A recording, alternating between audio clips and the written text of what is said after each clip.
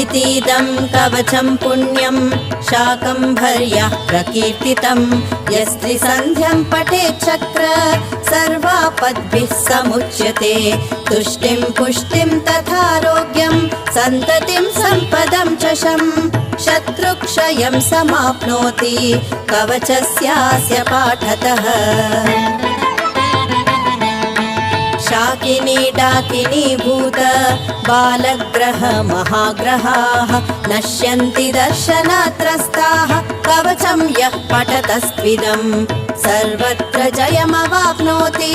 धनलाभं च पुष्कलम् विद्यां वाक्पटुत्वां चापि शाकम्भर्याः प्रसादतः आवर्तनसहस्रेण कवचस्यास्य वासव यद्यत् कामय